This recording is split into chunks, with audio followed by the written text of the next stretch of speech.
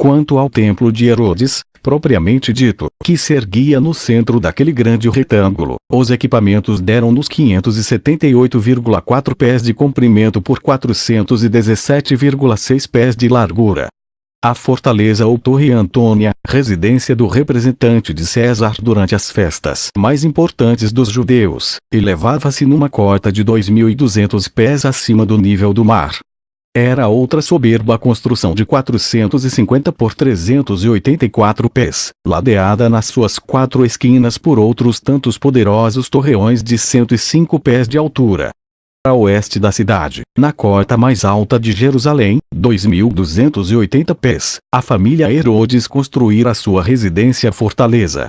O palácio e os jardins reais ocupavam uma faixa de terreno, junto à mencionada muralha mais ocidental da cidade santa, de 900 por 300 pés. A edificação sobressaía pelas suas altas torres, de 120, 90 e 75 pés respectivamente. A partir da ala norte do palácio de Herodes, tal como os nossos porta-dupla e porta-tripla.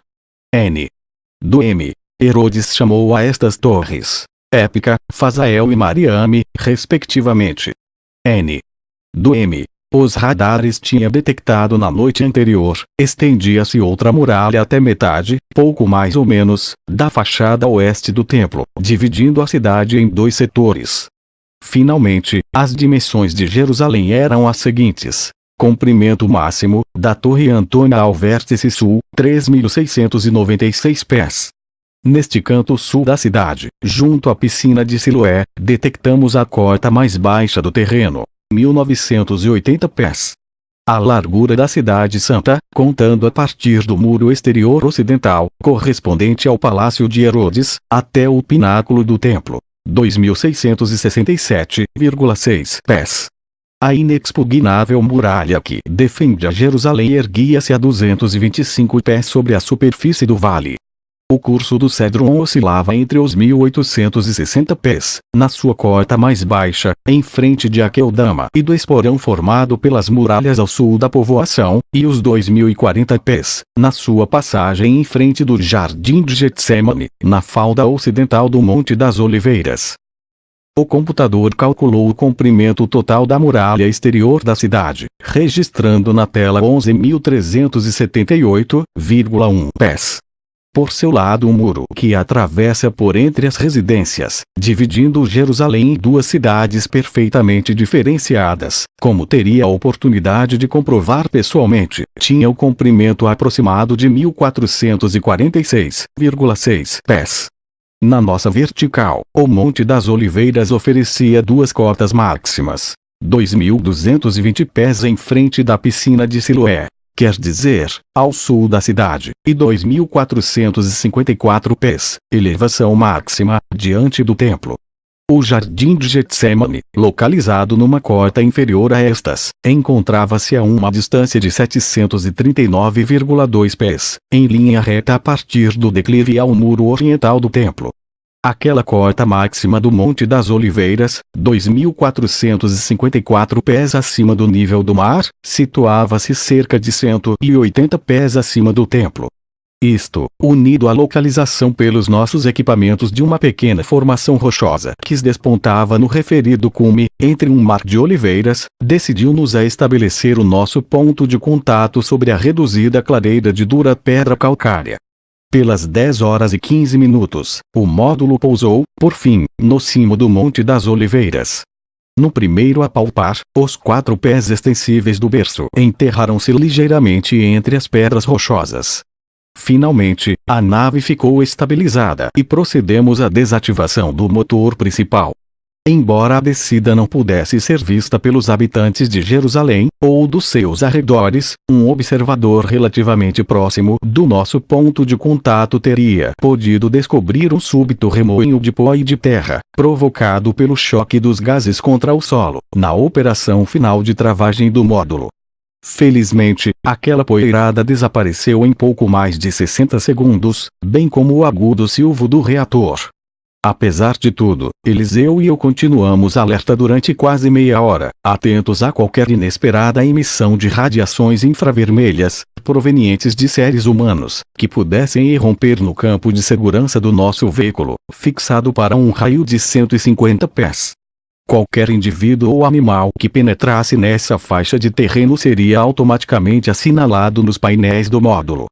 No caso de um eventual ataque, o tripulante que permanecia no interior do berço estava autorizado a desencadear um dispositivo especial de defesa, localizado na membrana exterior da fuselagem, que projetava a 30 pés da nave uma parede de ondas gravitacionais em forma de cúpula. Embora esta semiesfera protetora não pudesse ser vista, o intruso ou intrusos que tentassem atravessá-la teriam a sensação de avançar contra um vento de furação. Como já referi, na altura devida, nenhum dos expedicionários podia provocar qualquer dano, e muito menos matar, os elementos que constituíam a rede social que observavam.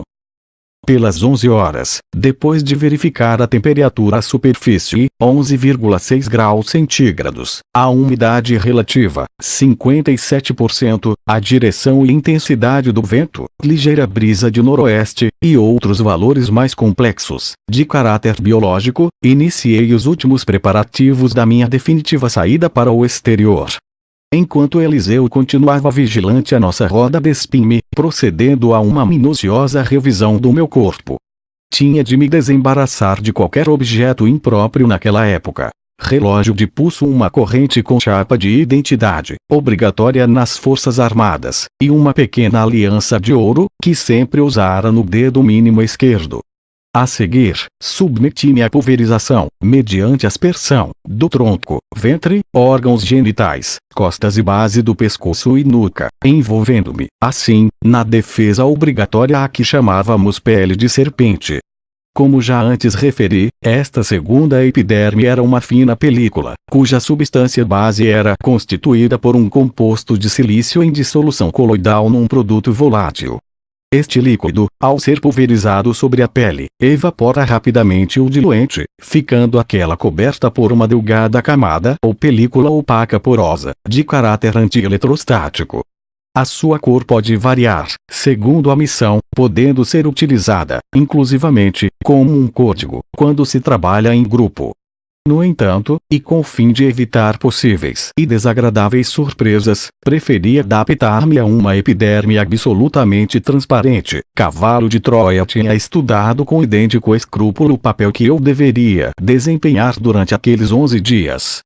Dado ter de passar por um honrado comerciante estrangeiro, grego, por sinal, os peritos tinham preparado um duplo jogo de vestuário. Uma saia escura ou fraldelim, castanho escuro. Uma túnica simples cor de osso, um cíngulo, ou cinto trançado com cordas egípcias, que prendia a túnica, e um incômodo manto, ou roupão, susceptível de ser enrolado em volta do corpo ou suspenso dos ombros. A embaraçosa chalames, que estive quase para perder em vários momentos da minha exploração, fora confeccionado à mão, tal como a túnica, com lã das montanhas da Judéia, e tingida com glasto até lhe dar uma discreta cor azul celeste. Para a confecção das duas túnicas, os peritos tinham contratado os serviços de hábeis tecelões da Síria, herdeiros do antigo núcleo comercial de Palmira, que ainda manipulavam o linho de Siqueiro. Na previsão de uma eventual avaria no dispositivo de transmissão auditiva, que levava no ouvido direito, Curtis ordenara que a chalames dispusesse de uma fivela de 5 centímetros, com que pudesse prender o palium ou manto no meu ombro esquerdo. Esta fivela de bronze encerrava um microtransmissor, capaz de emitir mensagens de curta duração, mediante impulsos eletromagnéticos de 0,0001385 segundo cada um. Desta forma, estava garantida uma eficaz e permanente ligação com a base. Quanto ao calçado, tinham sido desenhados 2 pares de sandálias, com sola de esparto, entrançado nas montanhas turcas de Ankara. Cada exemplar foi perfurado manualmente, incrustando nos rebordos das solas pares de finas tiras de couro de vaca, devidamente curtidas. Cada cordão, de 50 centímetros, permitia segurar o rústico calçado, com folga suficiente para o poder enrolar em 4 voltas na perna. Um mês antes do lançamento, com o fim de simplificar a minha limpeza diária durante a grande viagem, deixei crescer a barba de forma desordenada. Aquela roupagem e a minha barba crescida desencadearam o bom humor de Eliseu, vendo-me submetido durante aqueles últimos minutos no módulo a todo tipo de brincadeiras e graças. Aqueles momentos de diversão foram altamente relaxantes, fazendo-nos esquecer momentaneamente onde estávamos e o que o destino me reservava. Seguindo um dos costumes populares na Palestina daqueles tempos, impregnei o cabelo com umas gotas de azeite vulgar. Desta forma, ficaram mais suaves e sedosos. Por fim, suspendido cinto uma pequena bolsa de borracha impermeável em que cavalo de Troia depositara uma libra romana em pépitas de ouro.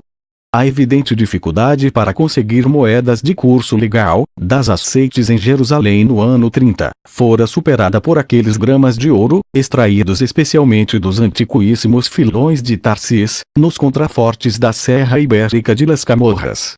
Segundo os nossos dados, não teria dificuldade em trocá-las por denários de prata e moedas mais baixas como asse, óbulo ou sestércios. Eliseu verificou mais uma vez os sistemas de transmissão, ampliando a banda inicial de recepção dos 10.500 a 15.000 pés. Embora pudesse ouvir Eliseu diretamente, sempre que ele achasse oportuno, quando eu desejasse estabelecer a minha comunicação auditiva com o módulo, era imprescindível que pressionasse com os dedos a parte externa do ouvido direito. Com o fim de evitar desconfianças ou possíveis más interpretações por parte dos habitantes de Jerusalém, Cavalo de Troia tinha pensado que eu fingisse uma leve surdez no referido ouvido. Desta forma, e ainda que a comunicação com Eliseu tivesse de ser levada a efeito longe de testemunhas, o gesto de abertura do canal de transmissão sempre podia ser justificado. N. Do M. 2. Segundo os nossos estudos naquela época, o estântico ou padrão ouro-grel, de 8,60 gramas, podia conservar uma relação ou equivalência de 1:30 com o denário de prata de uso legal em Jerusalém. Aquela pequena quantidade de ouro pressupunha cerca de 758 denários, dinheiro mais que suficiente para as minhas necessidades durante os 11 dias de permanência na zona.